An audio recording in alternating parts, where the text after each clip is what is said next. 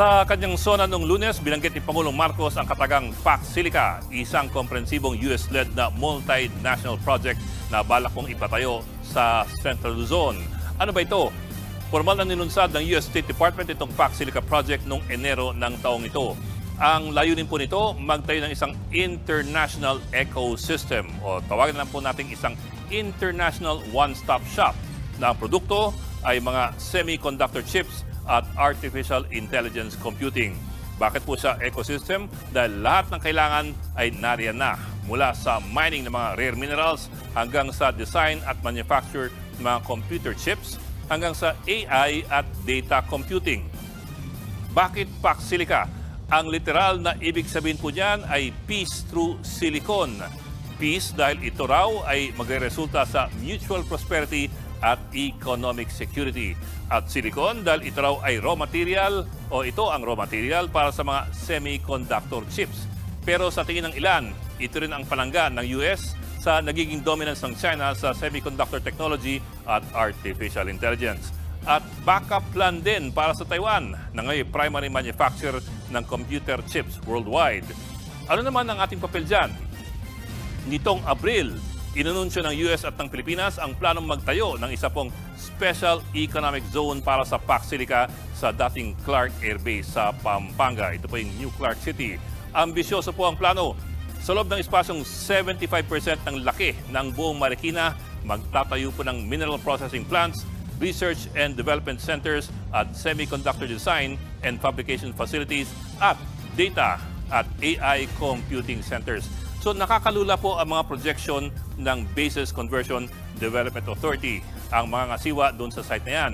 Aabot daw sa $70 billion ang i-invest dito. Magkakaroon daw ng 190,000 na direct employment at 800,000 na indirect employment at $200 billion daw na mga exports. So parang ang ganda nga pakinggan. Ito na ba ang ating pinaka-iintay na malakihang foreign investment windfall? Pero baka hindi po ganun kasimple yun. Sa matagal na panahon, tayo raw ay major player sa global semiconductor industry. Pero ito po ang tunay na konteksto niyan. Ang Pilipinas ay hindi po major fabricator o manufacturer ng mga computer chips. Tayo lamang ay nag-a-assemble, nagtetest at nagpa-package ng mga computer chips.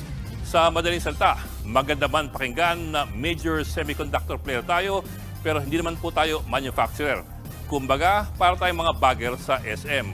So, wala pong technology transfer. At yan ang kailangan nating malaman ngayon. Ano po ang papel natin sa bagong proyektong ito? Meron pang mga mas praktikal na tanong. Ayon po sa BCDA, pag naitayo na ang lahat, kakailanganin ng PAC Silica ng 3 gigawatts ng kuryente. Okay, medyo po mahirap makarelate dyan, so simplihan po natin. Ang kabuuan ng Pilipinas meron lamang 26 gigawatts ng dependable power capacity. Ibig pong sabihin, yan pong kuryenteng kahit papano, maaasahan natin na nariyan. Ang buong Luzon, meron pong 18.8 gigawatts ng dependable power capacity. So sa simpleng paliwanag, itong PAC Silica, kailangan po ng kuryente na katumbas ng 16% ng buong Luzon. Katumbas po yan ng isa sa bawat kilowatt ng kuryente po ng buong Luzon. Bakit issue yan? Dahil sa atin pa lamang, kulang na po ang kuryente. Parati tayong nasa yellow alert tuwing merong umuubong power plant. Kung sa atin pa lamang kulang na ang supply ng kuryente, paano pa kung dumagdag ang PAC Silica project na kailangan po ng 3 gigawatts? Ibig sabihin, kailangan po nilang magtayo dyan ng sariling mga higanteng power plant.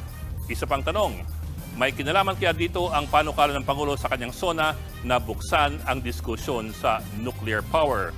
Isa pang maaaring maging problema, ang AI technology po ay lubos na matakaw sa tubig dahil kailangan palamigin itong mga higanteng computer system.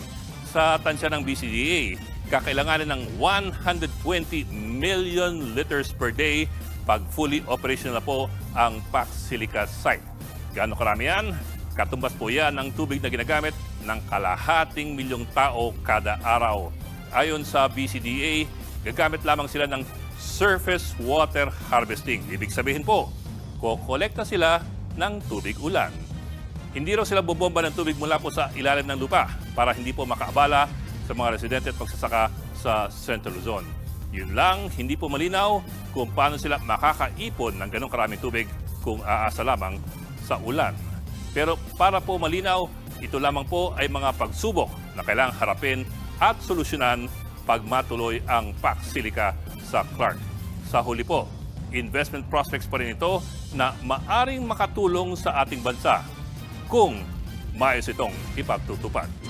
Mga kapatid, patuloy po kayong tumutok sa 105.9 at True FM para sa totoong balita, impormasyon, music and entertainment. Mag-subscribe po sa aming YouTube channel at podcast at sundan niyo po kami sa Facebook, Instagram, X at TikTok sa True Network PH. Bisitahin po ang aming website sa truefm.ph at panoorin din po kami sa True TV Channel 19. Kami ang 105.9 at True FM, laging true sa'yo, kapatid!